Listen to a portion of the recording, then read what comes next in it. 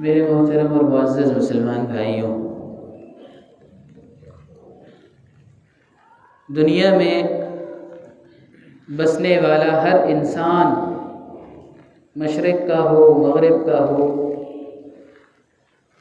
شہر میں رہتا ہو، دیہات میں رہتا ہو،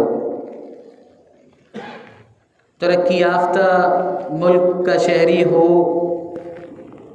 یا تیسری دنیا کے کسی ملک کا شہری ہو، ہر شخص اس دنیا کی زندگی میں راحت کا طلبگار ہے۔ راحت، ہر شخص چاہتا ہے کہ دنیا کی یہ زندگی راحت کے ساتھ گزرے۔ راحت کا کیا مفہوم ہے؟ راحت کا کیا مطلب ہے؟ راحت کا مطلب یہ ہے کہ انسان کا دل بے چین نہ ہو، دل پریشان نہ ہو،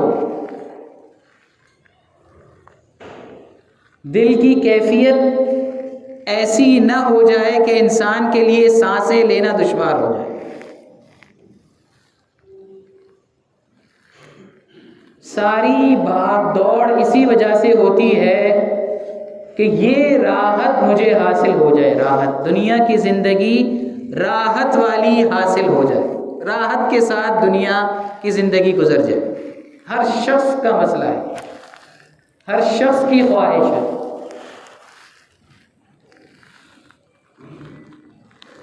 لیکن اس راحت کو حاصل کرنے کے لیے مرض بڑھتا گیا جوں دوا کی۔ اس راحت کو حاصل کرنے کے لیے جب بھی کوشش کی جاتی ہے، بے چینی اور بڑھ جاتی ہے، اور کوشش کی جا رہی ہے، بے چینی اور بڑھ رہی ہے۔ جتنی ٹیکنالوجی ترقی کر رہی ہے، مسائل اس سے زیادہ تیزی سے متوجہ ہو رہے ہیں، مسائل اس سے زیادہ تیزی سے آ رہے ہیں۔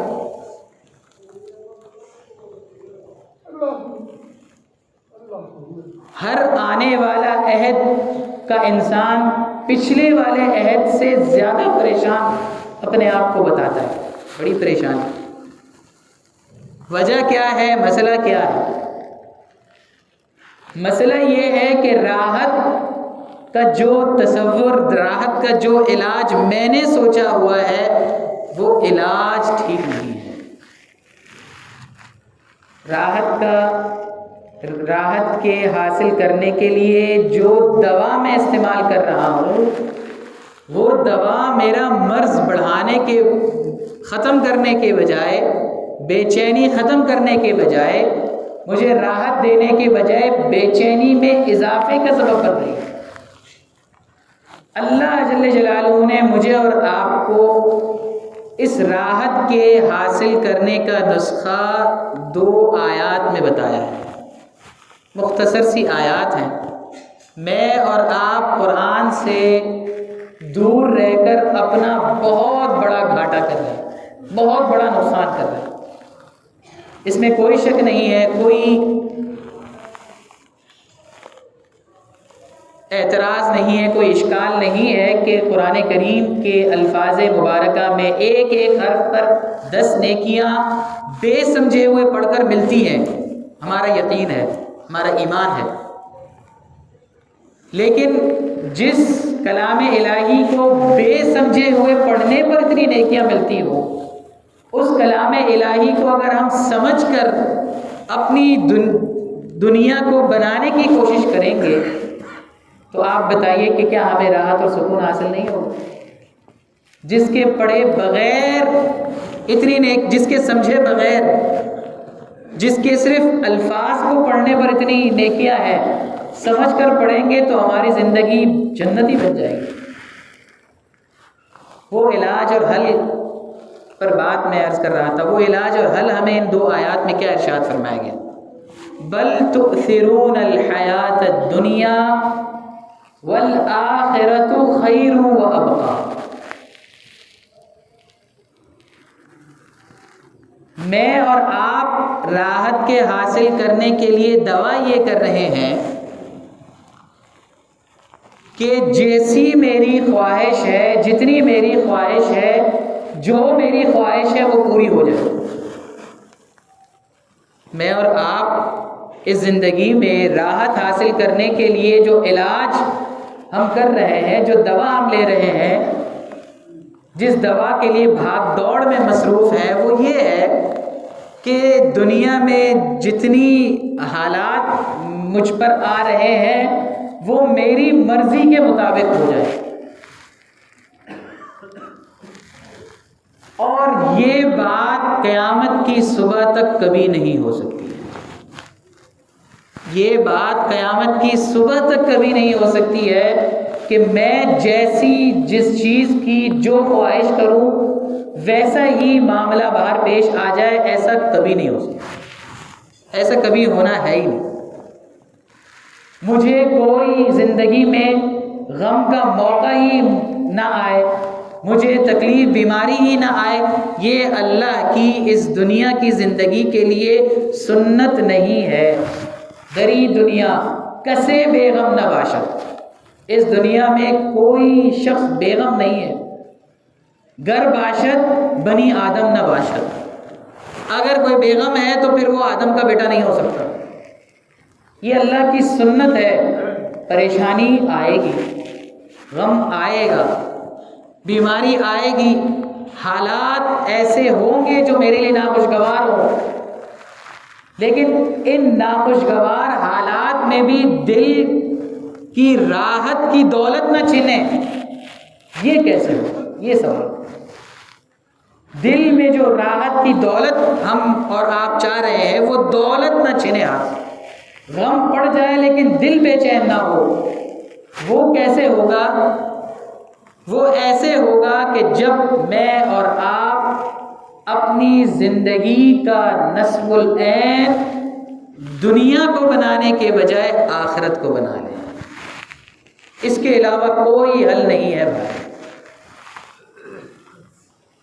ہماری بے چینی، ہمارے دل کے کرب کی وجہ کیا ہے؟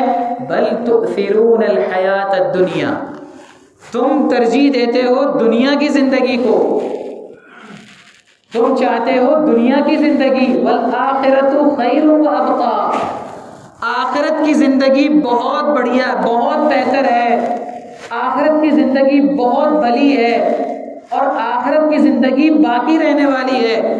تو جس چیز کو تم ترجیح دے رہے ہو، یہاں ہے تمہاری ساری بے چینی اور پریشانی کی وجہ۔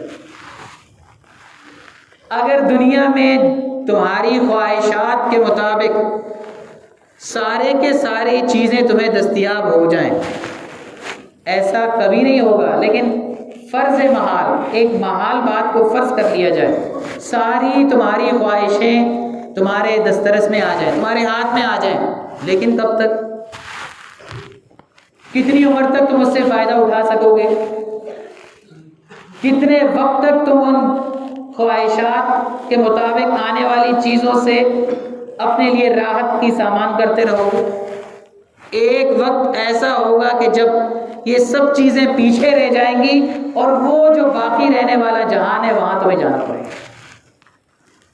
تو جب جانا ہی وہاں ہے